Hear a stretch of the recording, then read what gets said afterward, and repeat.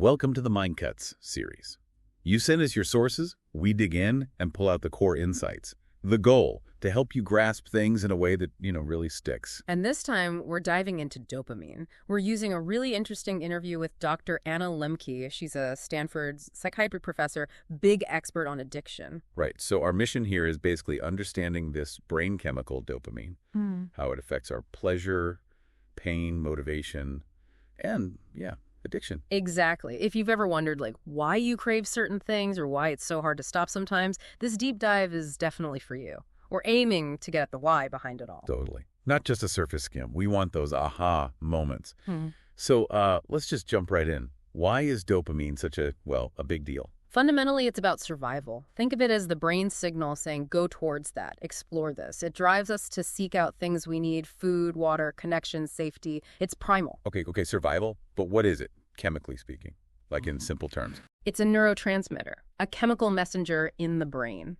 And yeah, it's involved in feeling good and pleasure and reward, but maybe even more critically, it's about motivation. It's the wanting chemical. Wanting, not just liking. Precisely. There was this experiment with rats. You might have heard of it. They blocked dopamine in the reward pathway. And these rats, even with food right there, they just wouldn't go for it. They'd starve. They lost the drive, the motivation to seek it out. Yes. It wasn't that they couldn't enjoy it if it was put in their mouths, maybe, but the wanting was gone. Wow. Okay, that really shows the motivation part. So it's the push, the seeking. How does understanding that help us, like today? Well, think about our world now. It's just flooded with easy rewards, right? Social media, fast food, endless entertainment. Our brains didn't evolve for this constant, easy access. They bound for scarcity. Exactly, scarcity and effort. So knowing how dopamine shapes our sense of pleasure, pain, and that crucial drive helps us understand why we get pulled towards these things. And maybe how that pull can shift from just enjoyment into something more compulsive, like addiction. Which brings up that common idea that dopamine is just the pleasure chemical. Sounds like that's missing a lot. Oh, completely. It's a huge oversimplification. Yes, pleasure's involved, but the motivation piece is massive. And this leads to what Dr. Lembke calls the reward theory of relativity. It's kind of mind-bending. Reward theory of relativity. Okay, unpack that for us. The basic idea is that pleasure and pain aren't separate things. They're like two sides of the same coin, or maybe better, like a seesaw, a balance. And dopamine is kind of the indicator of where we are on that balance. Seesaw.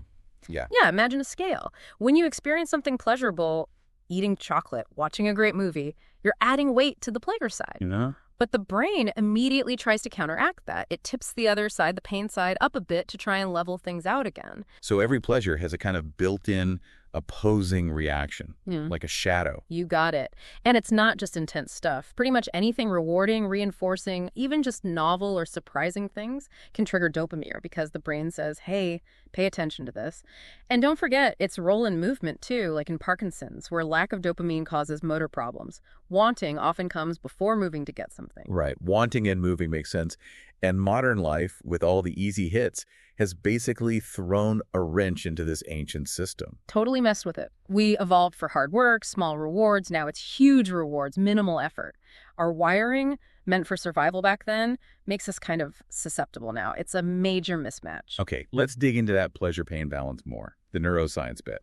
How exactly are pleasure and pain processed together? It's fascinating, really. They use overlapping circuits in the brain. Key parts are the reward pathway.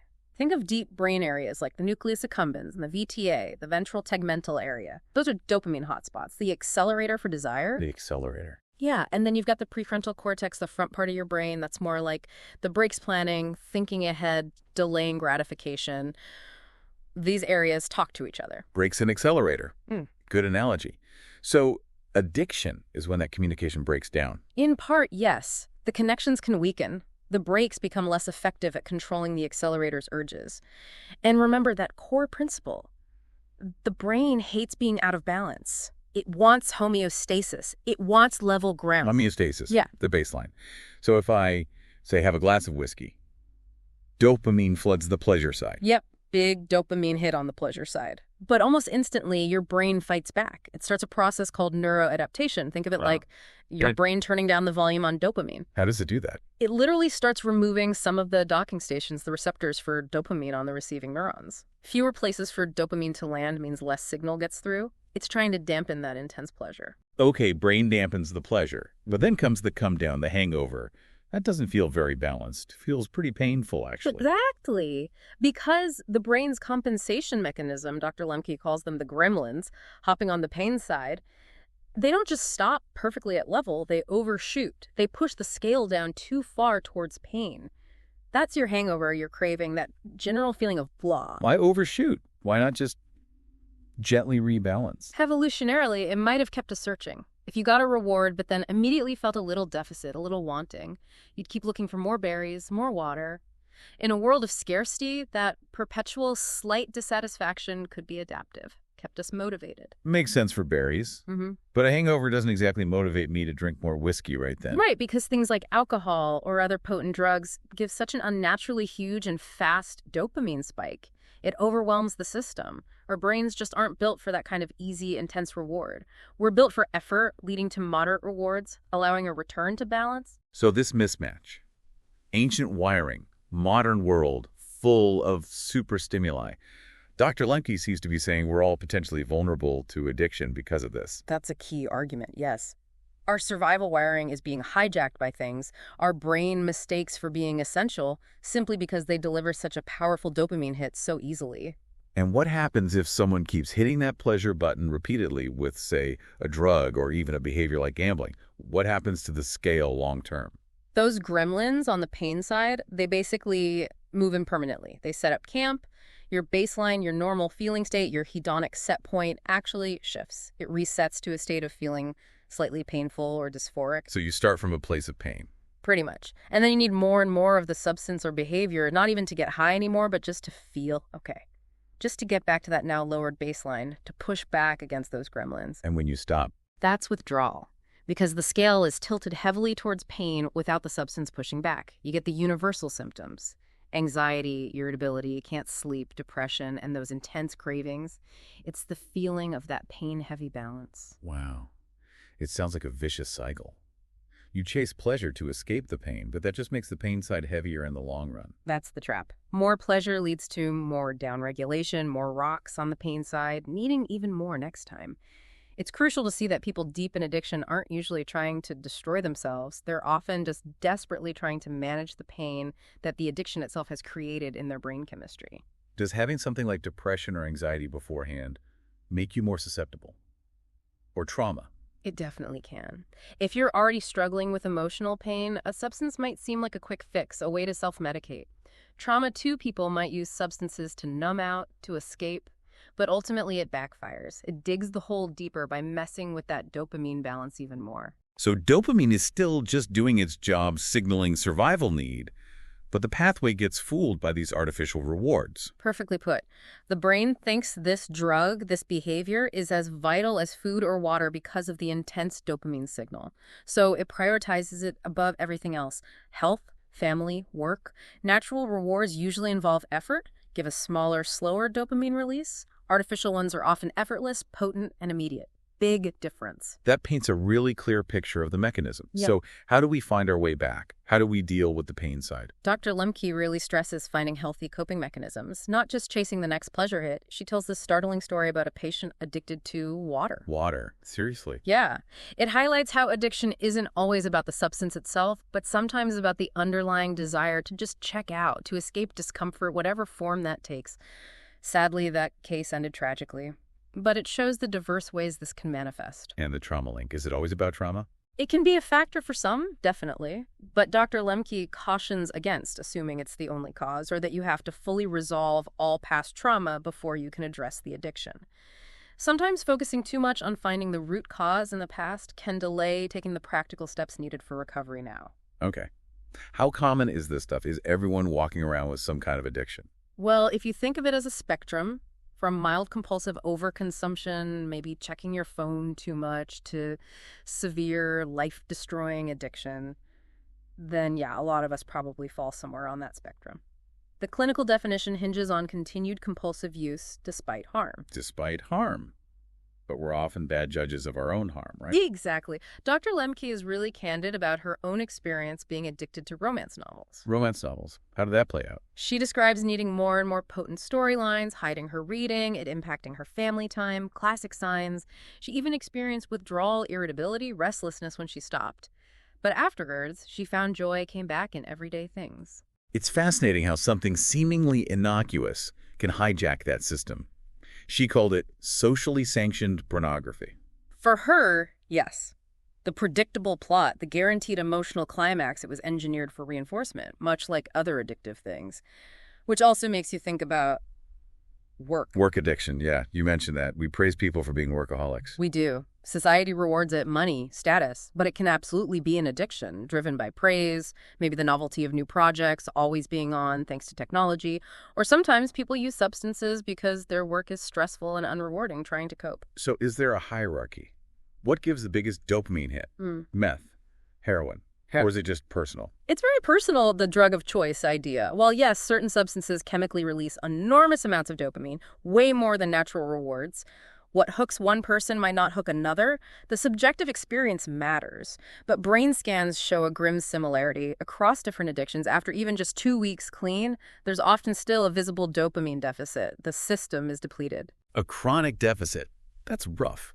Can't we just, take dopamine pills? Or inject it? If only it were that simple. Dopamine itself doesn't cross the blood-brain barrier easily. They use LDOPA, a precursor for Parkinson's. Right, because Parkinson's involves low dopamine. Exactly. But here's the twist. Sometimes Parkinson's patients on LDOP develop new addictions. Gambling, shopping, hypersexuality. It's paradoxical. Pumping up the reward pathway artificially, even for a valid medical reason, can still lead to that same downregulation and potential for addiction. Wow. So directly boosting it is tricky, maybe even counterproductive. This brings us back to Dr. Lemke saying we need to do hard things. What's the logic there? It's about intentionally engaging the pain side of the scale, but in a healthy, controlled way. Think exercise, cold plunges, fasting, even tackling a difficult task. Why would pressing on the pain side help? Because the brain's response to that pain or effort is to eventually upregulate its own dopamine production to compensate. But it's a different kind of dopamine release. It's slower, more sustained, and doesn't seem to come with that sharp crash and intense craving you get from chasing pure pleasure. Exercise is a great example. It takes effort up front, but it leads to a gradual, lasting mood boost. So effortful discomfort leads to a healthier, more sustainable dopamine increase. That seems to be the idea. Now, can you get addicted to exercise? Sure, it happens, but it's probably less common because of that initial barrier of effort. You have to work for it. Okay, so the path to a better life might involve less chasing of rewards and more, what? Being present. Yes. Shifting towards present moment awareness. Accepting discomfort instead of constantly trying to escape it. Dr. Lemke uses this thought experiment. Imagine you have only a short time left to live. What becomes important? Often it's just being present, connecting with loved ones, appreciating the simple things. Be here now isn't about forced happiness. It's about being okay with whatever is happening, pleasant or unpleasant. Being comfortable with the uncomfortable. That feels countercultural. We're taught to seek happiness constantly. Absolutely. Our culture pushes this idea that we should always feel good, and if we don't, something's wrong. But discomfort is just part of being human. Dr. Lemke shared something incredibly personal about losing her child and how truly accepting that permanent pain, not fighting it, paradoxically brought relief. Our instinct to run from pain can actually block healing. That's profound. It must be incredibly difficult dealing with so much suffering in her line of work. Thinking about age again, what's the youngest addiction can really take hold? It can start disturbingly young. She mentioned teenagers struggling with things like obsessive use of chat platforms, cannabis, alcohol, nicotine. It's easy to underestimate things like cannabis, but it is addictive for some, can cause psychological withdrawal, cravings, potentially harm the developing brain, and often leads to decreased motivation, that amotivational syndrome. You mentioned Dr. Lemke's idea that society's maybe gone a bit soft. Is that a moral judgment? She frames it more physiologically. Because we're constantly seeking pleasure and avoiding even minor discomfort, our actual brain pathways might be changing. We're resetting our pain threshold lower, so everyday stresses feel more extreme than they might have otherwise. It's less about weak character, more about altered neurobiology due to our environment. This links to how we see ourselves, our narratives. You mentioned victimhood versus responsibility earlier. Yeah, the stories we tell ourselves are powerful. A persistent victim narrative, everything bad happens to me, I have no control, can really trap people. It makes change seem impossible. Finding a way to acknowledge, okay, what was my part in this, even if it's just how I reacted, is often key to moving forward. But taking responsibility is hard. Shame gets in the way. Hugely. Shame is a massive barrier. It often gets covered up by anger or blaming others. Dr. Lemke mentioned insights from AA. First, validate the person's pain. Yes, that sounds awful, you were wronged. Then gently you might explore their role. Given that happened, what choices did you make? It's a careful process. And how does self-esteem fit in? It's complicated. Sometimes people with very low self-esteem almost cling to a negative identity, like that phrase, narcissism of the least successful. Letting go of that fixed negative story about yourself is crucial for taking responsibility and believing change is possible. So a healthy narrative is key, but maybe not getting too attached to any single story, even a heroic one. I think so. Rigidity in identity can be limiting. Like experiencing imposter syndrome despite success, your internal narrative doesn't match the external feedback. Sometimes people in the public eye become sort of symbols. People project things onto them. The praise might be about the impact of the work, not a full picture of the person. Shifting gears slightly, what about helping loved ones? Is it possible to help too much? Definitely. That's where codependency and enabling come in. When we constantly shield someone from the negative consequences of their actions, bailing them out, making excuses, we might actually be preventing them from hitting a point where they realize they need to change. Letting them hit rock bottom. Sometimes, unfortunately, that's what it takes. It doesn't mean abandoning them, but it means approaching conversations with empathy, I see you're struggling, while not removing the natural consequences. But I can't call your boss for you again. It's a tough line to walk. A really prevalent issue today seems to be pornography addiction. How does that fit the dopamine model? It fits perfectly. It's incredibly common, often hidden due to shame. The whole cycle, the search, the anticipation, the climax, releases dopamine. It affects both men and women, and the easy access for young people is a huge concern. What are the specific harms? Well, it's addictive. It can warp perceptions of real sex and intimacy, create unrealistic expectations, and potentially interfere with real-life relationships and sexual function. One last craving. Sugar. Is that dopamine too? Oh, absolutely. Sugar hits that reward pathway hard. It's highly reinforcing, leads to cravings, withdrawal, the whole 9 yards. Remember that rat experiment where even cocaine-addicted rats sometimes preferred sugar? Yeah, that was striking. It shows the power of these rewards. And another version showed that even after a long break, if rats got just one taste of cocaine again, they immediately relapsed back into seeking it compulsively. It highlights this latent echo of addiction. The pathways remain sensitized, making relapse a constant risk. That applies to sugar, alcohol, anything that strongly hijacks the system. This has been incredibly insightful. Okay, so for someone listening, maybe recognizing some patterns, wanting to shift things, what are the first steps Dr. Lemke suggests? First, honesty. Really acknowledge the behavior. Make a list. What are the real pros and cons? Not just the immediate pleasure, but the long-term impacts. How does it interfere with your goals, your values? Be specific. Okay, honest assessment. Then what? Then she proposes a period of abstinence, the 30-day dopamine fast. Importantly, you're not fasting from dopamine itself. That's impossible and undesirable. You're fasting from the specific problematic substance or behavior. 30 days. Why that time frame? It's based on clinical observation. It seems to be roughly the time needed for the brain to start emerging from that acute withdrawal fog, where the cravings are constant and overwhelming. It gives you enough distance to start seeing the cause and effect more clearly and to imagine life differently. But, and this is key, expect to feel worse before you feel better. Withdrawal is real. That pain side of the scale is going to feel heavy initially. Right, so it's about creating space. Yeah. Any tips for actually doing the fast? Plan ahead, anticipate the cravings, create barriers, literal ones, like deleting apps, throwing stuff out, avoiding triggering places or people, and metacognitive barriers, mental strategies. Remind yourself why you're doing it. Notice your triggers. HLT is a good one. Are you hungry, angry, lonely, or tired? These states make us vulnerable. HLLT, okay. You mentioned your own sugar craving example. Yeah, it was just a small thing, but after avoiding sweets for a while, I had one, and bam, the cravings came roaring back almost instantly.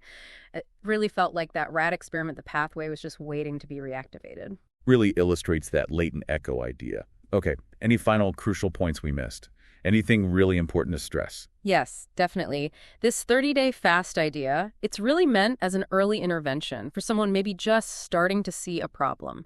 It is not recommended for people with severe addiction, multiple failed attempts, or especially those addicted to substances with dangerous withdrawal, like alcohol or benzodiazepines. Right. Those require medical supervision. Absolutely. Please seek professional help in those situations. Withdrawal can be life-threatening. Got it. That's a critical warning. Yeah. Well, this has been incredibly illuminating. Seriously, thank you for breaking all this down.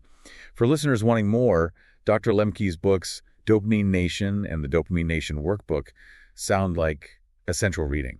They really are excellent. And, thinking about all this, one thing that keeps striking me is looking ahead. The potential for cybernetic enhancements, brain-computer interfaces, how will that interact with our dopamine system? It could fundamentally change what motivates us. It's quite something to consider. Wow. That is a thought-provoking place to end. Definitely gives us something to chew on. Thank you so much again for sharing all this knowledge. My pleasure. And to everyone listening, we really hope this deep dive was valuable. Check out Dr. Lemke's work if you want to go further. Thanks for tuning in.